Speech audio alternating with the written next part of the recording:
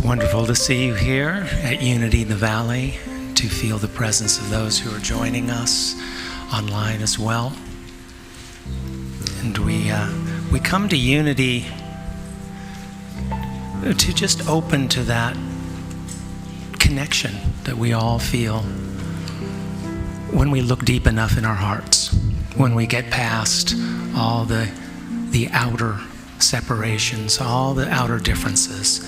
There is something that connects us. And one of those things is when we turn within and give ourselves to love. And so we ask you to join us as we do that now with this song.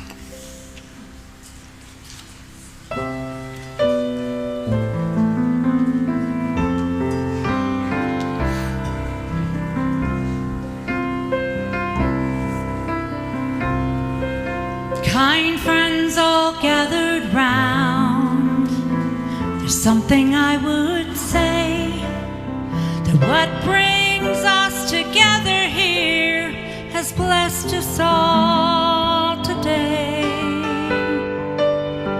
Love has made a circle that holds us all inside, where strangers are as family and loneliness can't hide. So give yourself to love, if love is what you're after.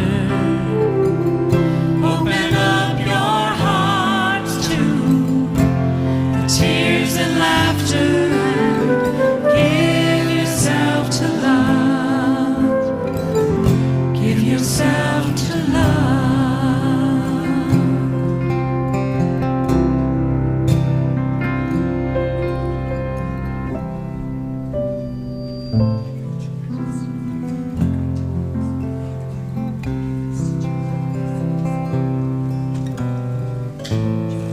Our time when we invite children out to have them bless us, and we bless them in return. And today, I think Aubrielle is going to lead our blessing from the children. So, here is a microphone. We love you, we bless you, we see the divine light in you. So it is. Amen.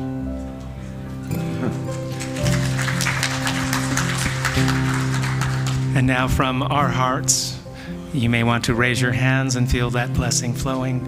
We say to our children, both present here and in the other classrooms, we love you. Together. We bless you. And we see your divine light shining. Thank you, kids, for being here.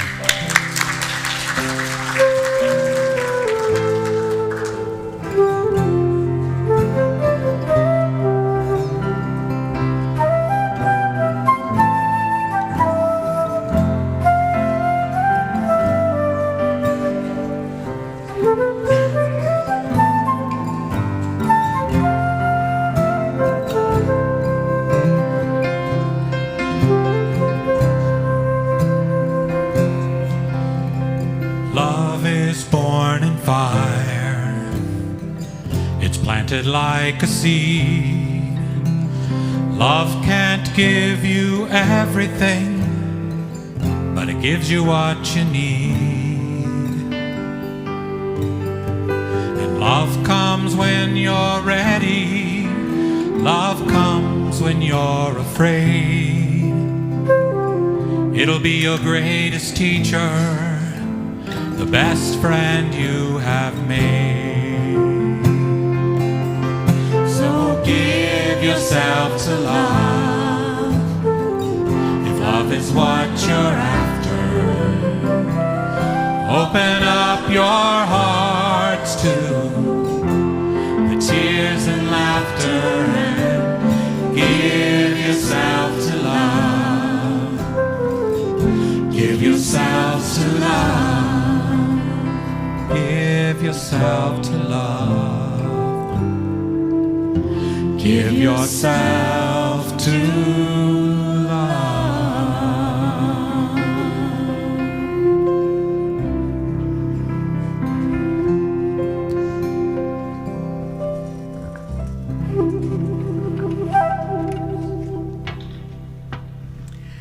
So as we give ourselves to love, we take that journey inward to the altar of our hearts, where we invoke the awareness of Spirit, always indwelling. And in this season of Lent, we are invited to be introspective, just like the earth in the northern hemisphere goes to sleep and waits for new life to arise. So are we invited to look at what's dormant within, so that when spring comes, when we awaken to our full potential, we have the strength and courage to do what is ours to do. And so we prepare ourselves for that time to truly express who we are as divine beings. And so it is. Amen. Well, good morning, Unity. At least we didn't have to slither here on the ice this morning. Thank you to the powers that be. We have two wonderful musicians here with us this morning. You saw them on stage earlier, and you will hear them again later. We have with us Laura Kemp and Len Seligman. So let's welcome these wonderful musicians.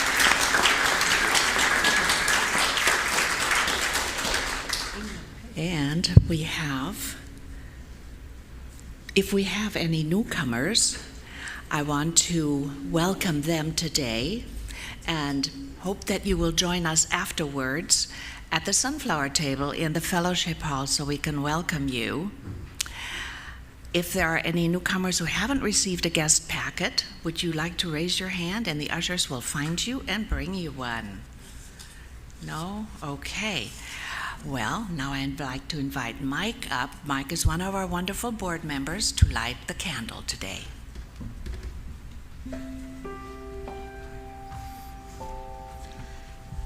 I would like to light this candle to help illuminate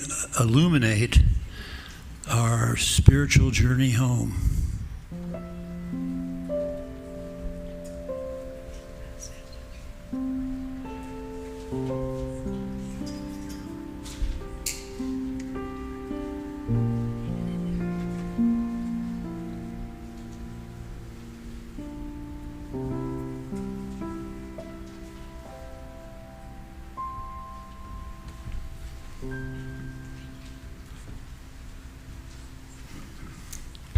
Thank you, Inga and Michael. Good morning. Wow, what a good crowd. Hey, good crowd. Good to see you. And welcome to everyone watching on our live stream. And yeah, I combed my hair today. For once, huh? Anyway, these are the announcements. Please be sure that your cell phones are on silent mode so they don't ring during the service. So you can take a moment to check those now. I always have to look at Paul. Hi, Paul. Our March bulletin has been posted. Please make sure to check it out at our website, unityofthevalley.org. And if you have a prayer request, if you're needing prayer for yourself, a loved one, a friend, or whomever, you can place your prayer card in the prayer box in the foyer after the service. And just right out there in the corner, there's a wooden box and some cards. If you're watching on the live stream, you can call or text Julia, and her info is on the screen. You can take a moment to write that down. All righty. Oh, this is going to make me cry. Tears of joy. Today, first potluck Sunday. First Sunday potluck. Potluck comes first in my mind. So thank you to whoever brought food. It's always nice that we have these great meals here. All right, YFM fundraiser. Our youth are selling 1-foot potted Douglas fir trees for $10 each after the service. Come and get a tree and support our youth at the same time. And it's actually out in the fellowship hall. You'll see the table with all the trees. So maybe you can purchase a tree. The kids worked really hard putting all that together. And there are some incense cedars. Incense cedars, okay. And those are available too if you'd like to get one. Alrighty, Tuesday, thank you, Inga, 2 to 4 p.m., Prayer, the Game Changer with Reverend Inga, 2 to 4 p.m. Sign up in the fellowship hall, and that will run March 5th through the 26th. Tuesday at 7, the Behind the Lens seminar movie for Tuesday is The Asphalt Jungle. Oh, wow, Marilyn Monroe, holy cow. Sterling Hayden, that looks great. Yeah, check that out. Those are a lot of fun. And then Tom Blank hosts those, and afterwards they have a Q&A, and he just is really knowledgeable about Hollywood. So please check that out. Let's see. It just says, make sure I give all the info. Oh, okay. $30 for the series. If you pay $30, you can go to all the movies. And I think that they are just starting or will be starting a new run of movies. And or it's $5 per time if you just want to come to certain movies. So check that out. Come see Marilyn. All righty. Tuesday from 7 to 9 p.m., the Unity Open Men's Circle in the upstairs Fillmore Wing. They're meeting on the first and third Tuesday of the month, so the first Tuesday is this Tuesday. Wednesday, chanting and meditation in the sanctuary, 7 to 8 p.m. Join John West and Stephen Parsons on the first Wednesday of the month and open to the infinite spirit within through the timeless practice of chanting our way into deep meditation. So that sounds cool. Check that out. And all that info is up there if you want to write that down or just remember it. Wednesday, chanting, next Sunday, It's About Time, uplifting our sense of past, present, and future with John West. Well, that John West guy's busy. I don't see him. Okay. Almost done. Love and Action signups will be held in the fellowship hall after the service.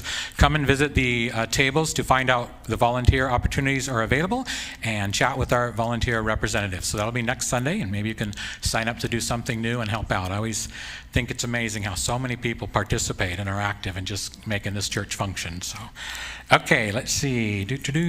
Saturday, March 16th. Piece of the Puzzle, Part of the Whole, Volunteer Appreciation Brunch. I'm looking forward to that. That's from 10:30 a.m. to noon.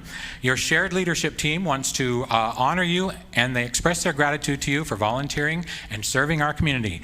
Sign up in the fellowship hall. And now Amanda has an announcement, followed by Mo.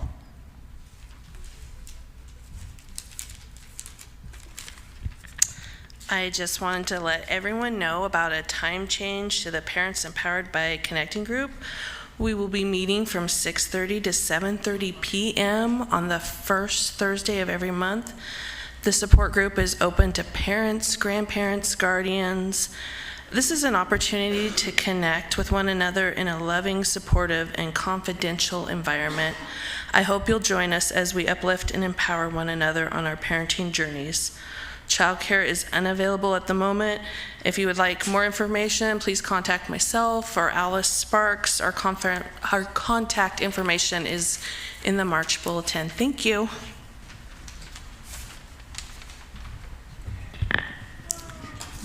Here I am again. The Easter choir starts rehearsing tomorrow night. I know I said all this last week, but some of you might not have been here, so I just want to remind you that the songs we are singing are You Do Not Walk Alone and Overflowing, which is a fun spiritual with Jalen as the soloist. And I also want to remind you that it's scientifically proven group singing to lower stress and change your brain. So if your brain didn't change since last week, it might be time. But the one thing I did not mention that's pretty significant is that the choir meets monthly. We work on the songs we're going to sing at the end of the month during each month. So if you were to join the Easter choir and only sing for Easter because you decided you didn't like it after all, then you just don't come back in April.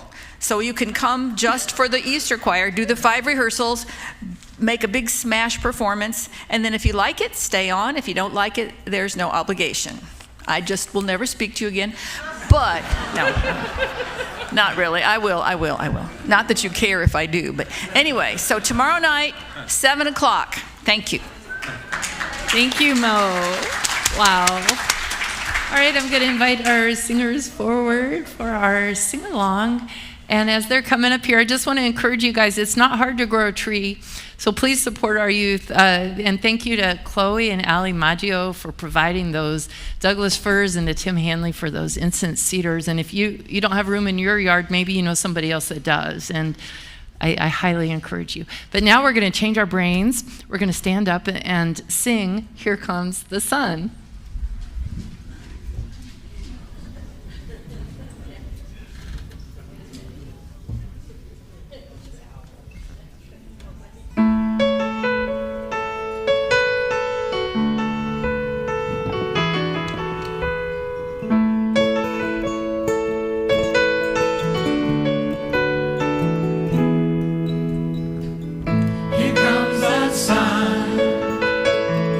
Here comes the sun, and I say, it's all right. Little darling, it's been a long, cold, lonely winter. Little darling, it feels like years since it's been here. Here comes the sun. Here comes the sun. It's all right. Little darling, the smiles returning to their faces. Little darling, it seems like years since it's been here. Here comes the sun. Here comes the sun, and I say, it's all right.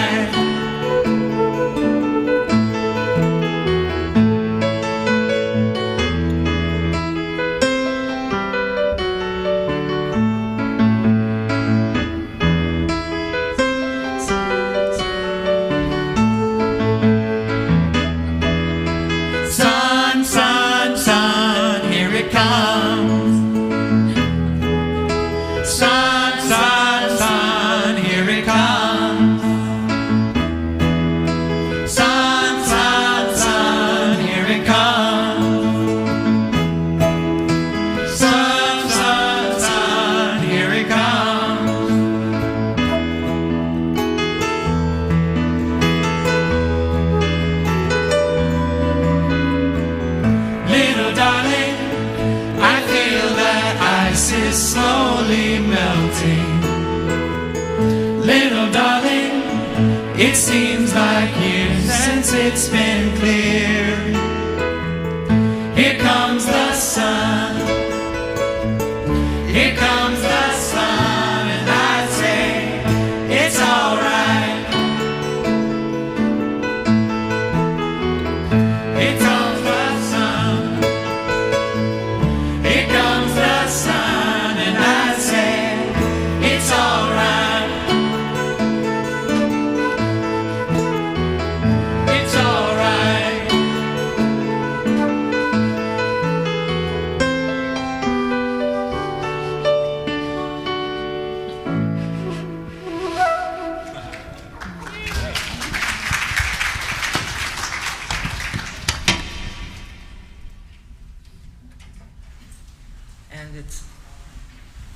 And it's all right. Don't go too far there. I'll fall off the edge. Bring it back a bit. How's that? All right? A little farther. Good? That's good.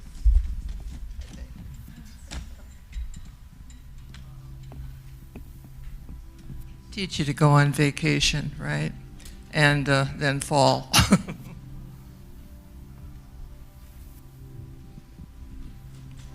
But here comes the sun. You are the sun. As I look out over all of you, you are definitely the sun, and I'm so grateful to be here with you today. So let's take our time now into meditation together, and let the sun come and shine in our hearts, in our minds, and on us, even though there are clouds in the sky. Find the sunshine in your heart. Find the peace. Find the love. Give yourself to the peace. Give yourself to the love. For you are the sun and the love and the peace that the world needs now. Take in that peace. Feel the love. This is your time to receive. Your time to be blessed. Your time to know the truth of your being. Aside from all else in the world, in your world, this is your time. Give yourself to love, and let's give ourselves to love in the quiet for a moment, with the music continuing to flow love into our being.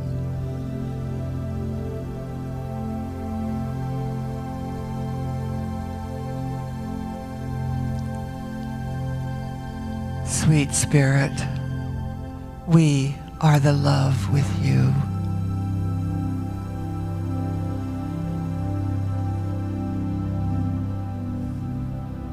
And now let's give ourselves to peace. Give ourselves to quiet peace. And as the music fades for just a moment, let us be in the stillness together and be at peace.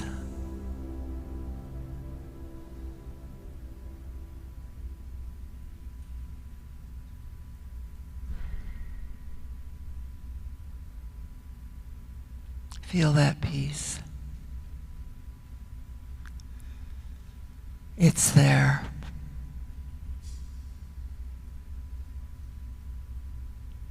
And now as the music brings us back to love, feel the love.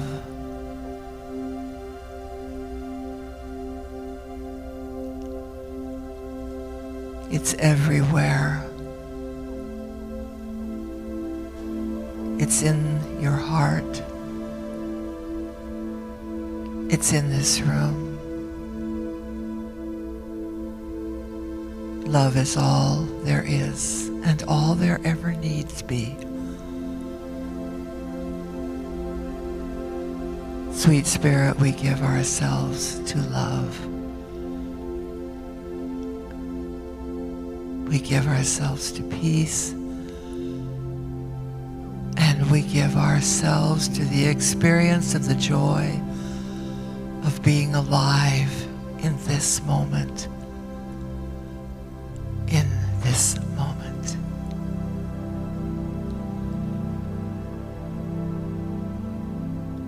Now feel the sun radiating above you and sending down pure rays of life, pure rays of health, pure rays of wholeness.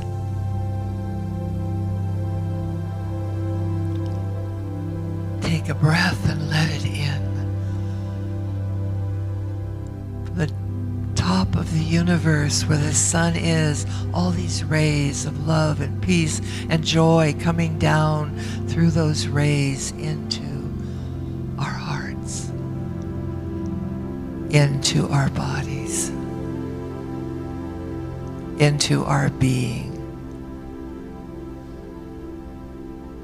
And this time, just keep it there. Just keep it in you, in us. Making the affirmation that the next thing we do in our lives will be to radiate it out in a smile, a hug, a kind word, an expression of the life of Spirit flowing in and through us. And for life, we are grateful. Thank you, sweet Spirit. Thank you, God of us all. and angels above for shining the light, giving the love, and affirming the peace that is ours. Thank you. And so it is. Amen.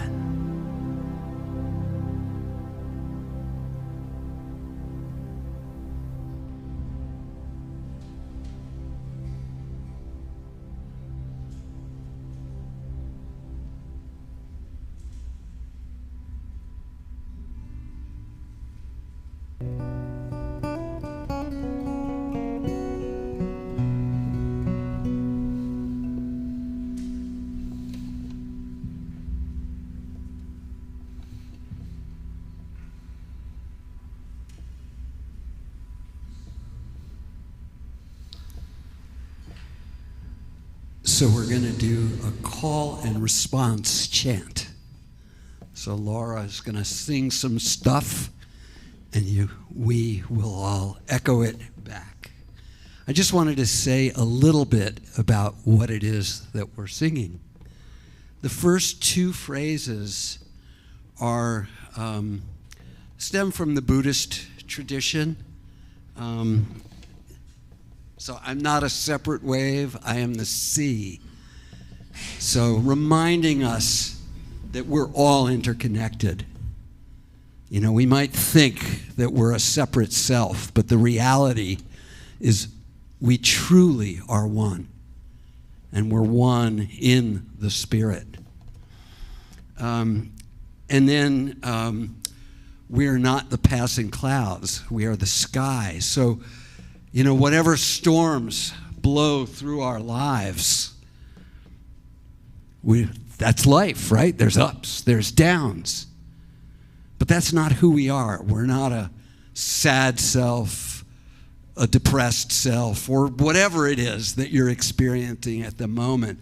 There's some center that you can call it God, Spirit, whatever you want to call it. And that's who we really are. And then finally, there's some Sanskrit. And one of the great things about these chants is it's not really that important that you know what you're singing, because there's a vibration to these words. People have been chanting these words for thousands of years, and they do something. They do something to your heart. I think you'll feel it.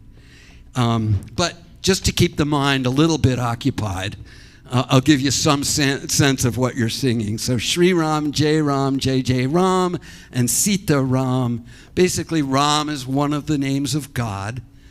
We're invoking the divine to light our way. So that's what we're singing about.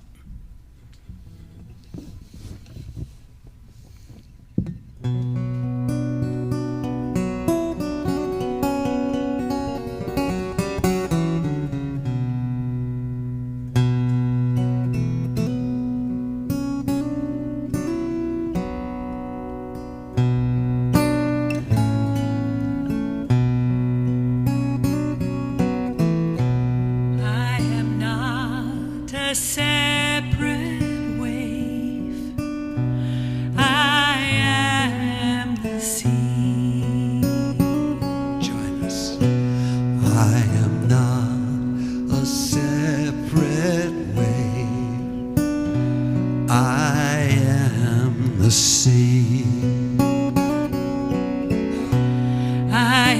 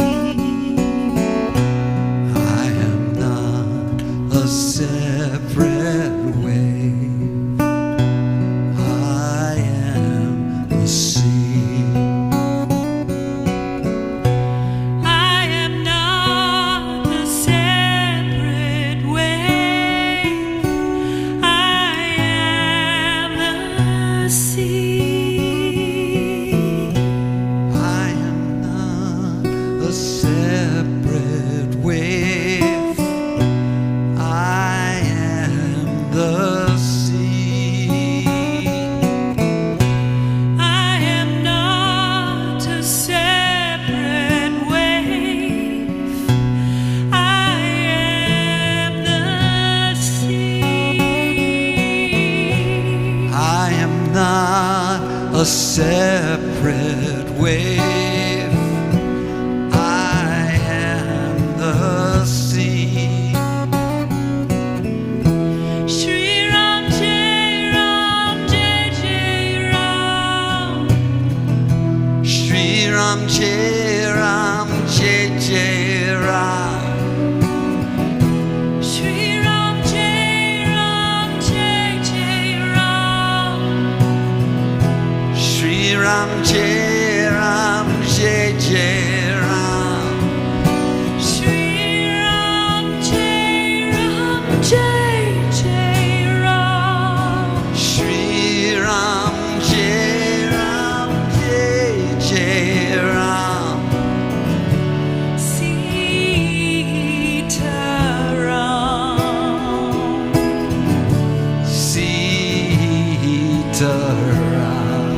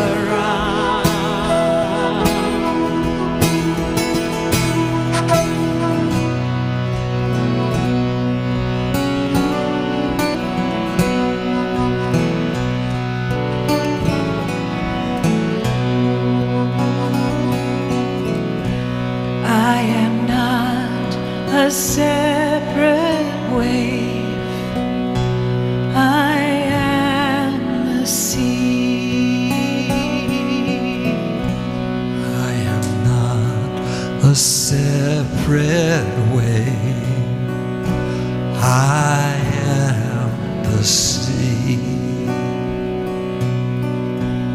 I am not the passing clouds.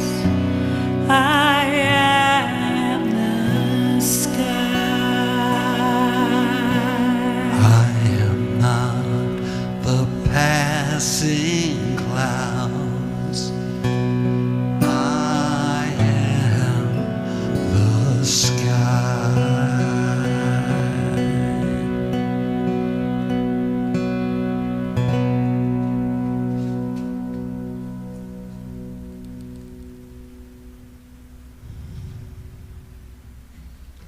Breathe it in.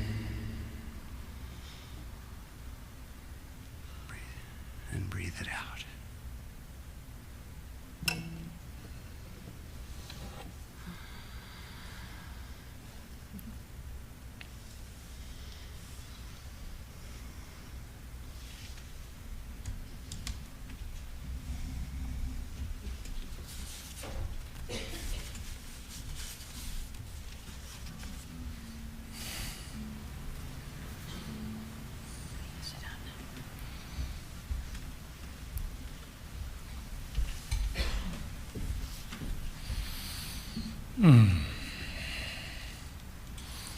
Well, I see no reason for me to actually be talking at this point, so we can just meditate. Seriously.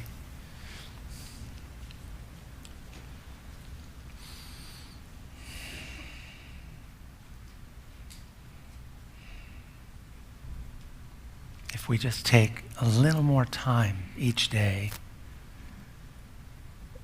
to be present of that deeper reality that we were just singing, think about the difference that could make. Just a little more time. Maybe wake up in the morning and affirm, I am not the wave, I am the sea. I am not the cloud, I am the sky. We're starting a new theme this month. The power of a resilient spirit. And in our culture, we see all sorts of examples of people being resilient, and we know we need to be resilient. But it's so much easier if we have a principle like we were just chanting in our mind, because so much of what opens up our awareness and acceptance of greater energy and resiliency is just that thought. Is that energy available to me, or is it not? The other week, I celebrated my 60th birthday, and I went up to Portland with Donna and visited with my father and my stepmother. And I told you the story a while back, about a year and a half ago. I had to resuscitate him because he stopped breathing. And since that time, he has kept breathing consistently. He's been alive, and he is enjoying life to a certain extent, but his body is not in a very forgiving mood right now. And so he's not leaving his apartment very much at all that he has with his wife in Portland. And I think he senses that that doorway to the next stage is beginning to open for him. And I'm bringing this up because we're going to be exploring the idea of a resilient spirit through the window of life force and how we can tap that life force as a pick-me-up, both physically but also mentally and spiritually. Because there comes a point in life where the body isn't going to want to be picked up anymore. And then the question is, can we tune in to our deeper resiliency and release fear and move into that place where we know we are in touch with an infinite, eternal light and power, and what a joy what a joy it is to step into our future with that knowing, whatever that future is. This picture illustrates this ancient Eastern idea that there are these different levels of consciousness. We call them chakras in Sanskrit, and you might think of them as transmitting stations of consciousness that get ever higher and ever more refined from the lower level all the way up until we are enlightened. And to talk about this life force within us, let's just simplify it and just think about how this life force is this intelligent power of spirit that needs to have a way opened up within us. And as we open those channels, it can rise ever higher and transmit at an ever higher frequency. And so our consciousness rises as we let that life force, the Sanskrit word for it being prana, and they also talk about qi in Chinese medicine. I'm going to quote from the founder of religious science, Ernest Holmes, because it's very much attuned to unity philosophy, and there are many quotes about this life force from our founders, the Fillmores, but I particularly like this one from Ernest Holmes, founder of religious science. He wrote, "You are surrounded by a dynamic force, a great surge of living power. You are immersed in and saturated with the vital essence of life. Its presence permeates everything, binding all together in one complete whole."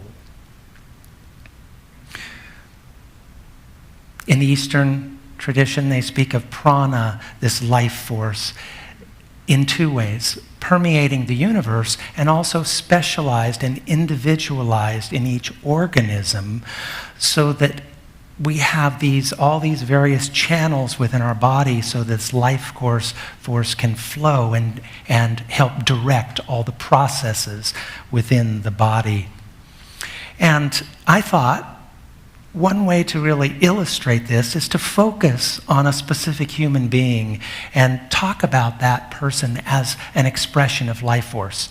Now that would be a little bit too personal, embarrassing to focus on myself.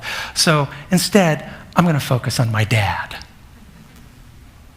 This is an illustration this is a picture I got from my friend Patrick from Glacier Park in Canada. And it illustrates for me the life force that permeates the universe.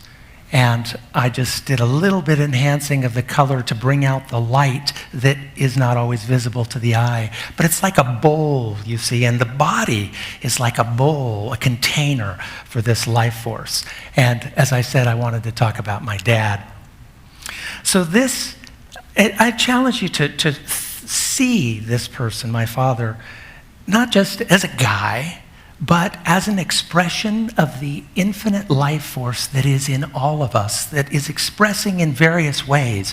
But you could literally say there is one life, and you see so many patterns that we share, don't we? Our journey is so similar in a lot of ways, from childhood to adulthood, if we're fortunate enough to live into adulthood.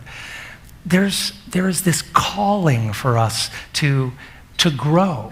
It's calling us to be resilient because we keep getting beaten down so often in life. Now, the thing about my father is that I don't really remember him smiling that much when I was younger. The smiles grew as he discovered a deeper resilience. So I'm going to begin by talking about his life force journey at the earliest stages of life, where you might think about us all learning how to be in the body. And it's just common sense that we need to learn how to be in this body. We've learned more and more, haven't we, in our culture, the importance of cleansing, the importance of nourishing with foods that are living foods that have the life force within them. And so therefore, science is telling us, eat more fruits and vegetables. Maybe your parents said that. My parents, for some reason, didn't say that. They grew up in a culture where it was typical to eat a lot of frozen dinners and eat a lot of packaged foods. But I do remember my dad saying, we should have whole wheat bread, and my mom saying, oh no. So there were these interesting conversations about food. And then strengthening. Obviously, we know that it's important to keep the body strong. But in our spiritual growth path, we also know that these things are things we can do with our thoughts, aren't they? And so you can think of, again, prana being the universal prana we can draw in by eating foods and exercising in ways that draw in the prana. And of course, that includes sunlight and air. But we also have our inner life force. And we can tap into those things by having thoughts and emotions that help to cleanse, nourish, and strengthen us. My father, in his life, he grew up in a family of 8 kids, and he was the youngest boy. Most of them were boys, and he was the youngest kid. And in that family, there was a lot of strength. He saw a lot of examples of strength, and that meant going out and doing a lot of hunting. And so they ate a lot of animal products, and my grandmother used a lot of lard and bacon, and that wasn't super great on his heart. By the time he was 45, he had a heart attack and almost died from that. So there was a combination of strength, but also there were some things that stopped the life force from flowing. The hardest thing that took my father's strength away, I think, was that the family was very poor, and he felt he was a drain on the family. He was this little boy watching the others go out and hunt up some grub, and he was too young to do that. And he confided in me that his depression began at a very early age when he went out and stood by the ocean at night as a boy, because they lived by the ocean. And he thought, I think it would be easier on my family if I just went out and never came back. And that's a hard thing for a little boy to think such a thing, that you're a physical drain. So that's an example. He was an example of somebody who was physically powerful, but he had some thoughts which drained away some of his life force. And it reflected, I think, in his relationships, where he tended to be the lesser voice. He didn't often speak up. And he told me a story where he saw my older brother. When I was just a little tot, my older brother was 6 years older. He was 12 years old, and he had a very dynamic willpower. And we lived out in the country, out near Cheshire. And my dad and my younger brother loaded up our horse, with food to bring to a neighbor who was trapped with his family in snow and hadn't been able to get out to get groceries. And they reached a snowbank, and they couldn't get the horse to go any further. And my dad told me, I was ready to give up. I was giving up. And your 12-year-old brother went, ha! And he slapped the horse's rear, ha! And the horse took off up the bank, and they brought the food in. And that was a lesson. That was a lesson to my father about what were his thoughts? Were his thoughts strong? And so then we move, as we progress in consciousness from the base level, where our focus is physical, we begin to move up into the more mental connection with life. And we know that it's important. Our mind is more at ease and happy when we know how to use thoughts that are connecting us with life, with nature, with each other, and thoughts that are harmonizing, and thoughts that calm us. My dad grew up in nature, and so he was very connected to nature. And I felt that. And that permeated within me this sense of connection with nature. And he would do things. I remember going out to the ocean, and he broke open some ocean snail, and he said, "And you can eat this raw." And I don't recommend that, but it just reflects his loving connection with nature. He struggled in his thoughts because his family had a confining religion, and ultimately it took him quite some time into his adulthood before he found the strength to say, "No, I don't believe in that confining religion." And he became an atheist with my mother. But always within him there was a calling for a deeper love, and I could sense that. I could sense that calling in him. And it took a divorce for him to start listening to himself, because there was a pact between my mother and my dad. And the pact was, we don't discuss our feelings. Think about that. And my dad went along with it. But something within him was saying, that's not really working for me. And so my father began a journey. And it began with him having a heart attack, like I said, at age 45. And it's so interesting because this began to open a spiritual doorway within him. And he began to get happier. This is him leading a tour through a nature park with my older brother on the far left. And you can see the joy of my father letting loose. And the rest of the family, of my brother's family, is a little skeptical about taking a nature tour. But my dad is so into it. And so this doorway opened when he was 45. And I was so amazed because within a 6-month period, I was going to the University of Oregon, and I, too, was an atheist like him. And I had a dream that I've sometimes spoken about opening to spirit. And in the dream, I was chanting, and I was in an ecstatic chant, and I didn't know what chanting was, and I was in complete ecstatic bliss. And then the dream went dark, and I found myself in a shack, a deserted shack on this beach, and I thought that the world had been destroyed and I would be in this dark mist forever. And so in one dream, I went from the highest ecstasy to the lowest depression, and I collapsed in the shack, and I just wept at the emptiness of my life, which my life was empty at that point. Now, meanwhile, about 4 months later, unbeknownst to me, my dad has a heart attack, and after that heart attack, he told me that he had a dream. And he was in a shack. Maybe because our first house together, the family was sort of shack-like, I don't know. But he had a dream that he was in a shack, and all those suicidal feelings and depression were in him. And he was sitting at a table, and I hate to say it, there was a gun on this table.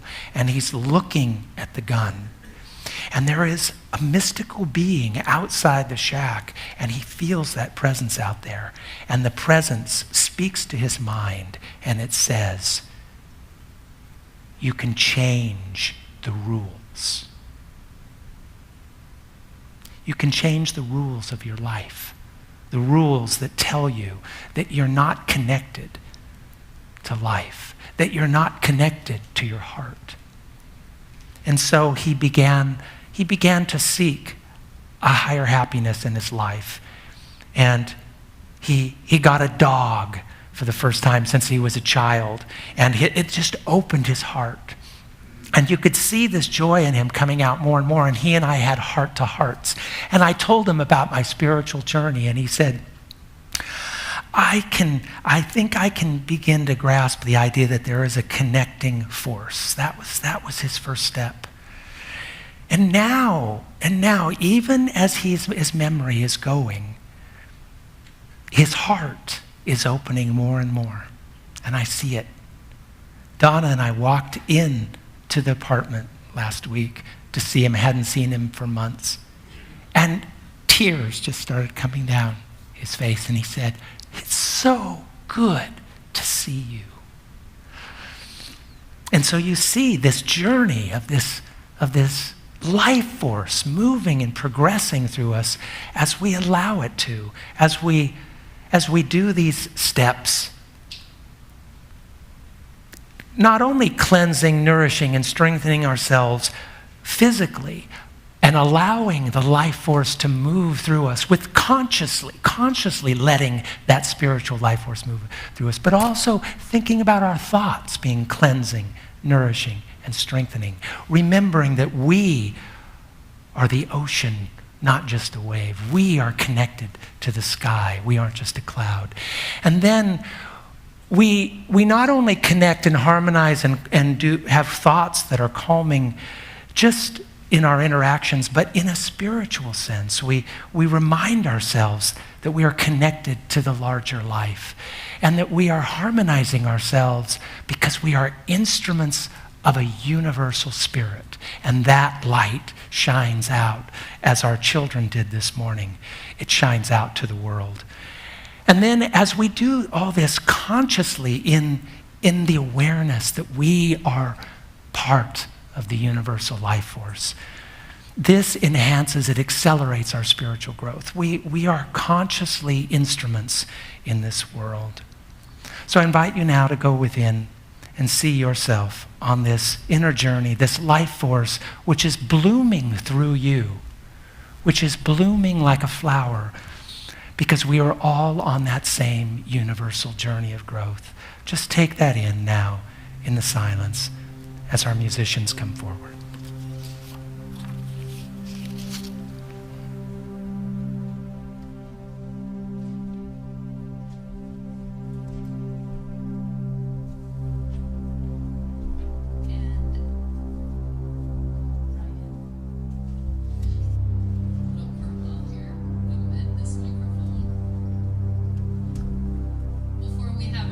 Special music, we've come to that time in our service of sharing. This community is beautiful. People give in every way imaginable, from those trees out there to the angels in the kitchen, to our ushers, our PowerPoint people. We thank you for that service. And we also have to pay the electric bill and pay our salaries. So we thank you also for your financial gifts. And I invite the ushers to come forward as we say our offering affirmation.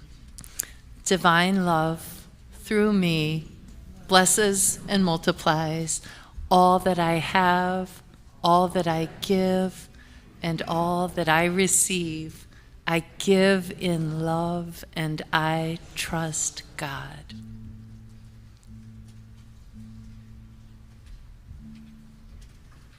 So beautiful to be here, and for the first time to be here with Laura, and the two of us, actually with both Lauras.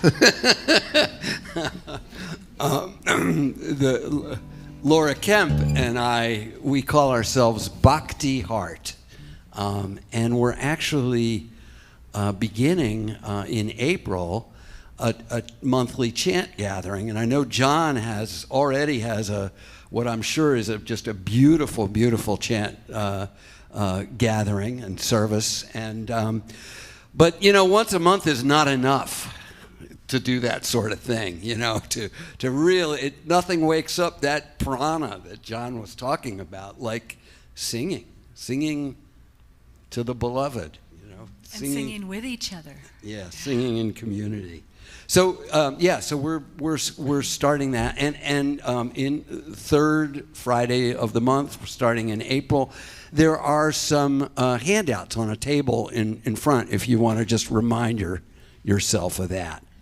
So with that, I'm gonna turn it over to Laura, and she'll tell you a little bit about this chant. So you've got the sweet picture of Ganesha up there. I think he's the favorite deity in the Hindu tradition. If you go to India, there are little Ganeshas everywhere. The taxi driver has a Ganesha sitting on the dashboard, and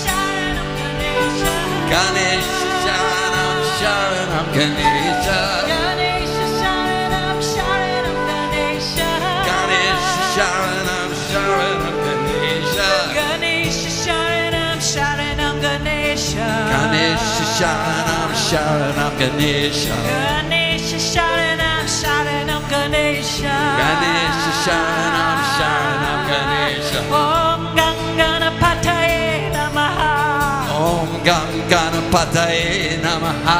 Om Ganganapataye Namaha. Om Ganganapataye Namaha. Om Ganganapataye Namaha. Om Ganganapataye Namaha. Om Ganganapataye Namaha. Om Ganganapataye Namaha. Om Ganganapataye Namaha. Om Ganganapataye Namaha. Om Ganganapataye Namaha. Ganganapataye Namaha.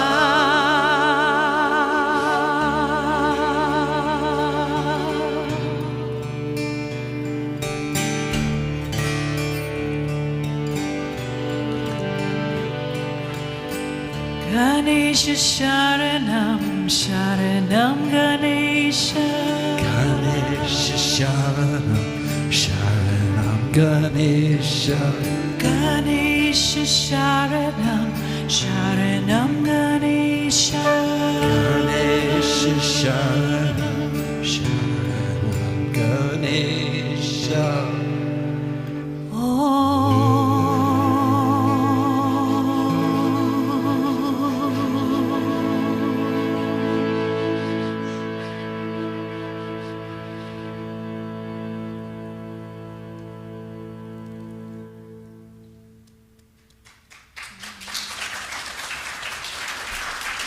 Jai Ganesha.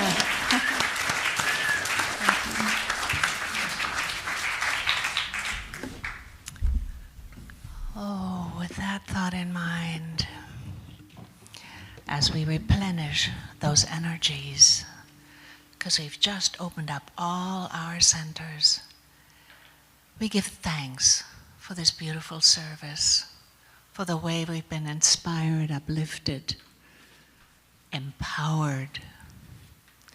As we go forth this week, giving thanks for the gifts we've received, as we give back, for it is in giving that we receive. For these and all blessings we are truly grateful, as we let our lights shine, and so it is. Amen. Thank you, Gary. Wow. With a full heart, we say thank you. And on this side of the sanctuary is the prayer area. So our chaplains are here this morning. I see Andy and Teresa. Anybody else? Look, oh, she is. Thank you for being here to pray with you. Look for the ladies and the gentlemen with the white stole, and they will be happy to pray with you. We are so grateful for all the people that are behind the scenes that make this service possible. The kitchen angels, the ushers, the greeters, all the folks that help make this service possible. For the beautiful music, the beautiful message, the beautiful flowers, we are so blessed. So let us rise and sing our closing song.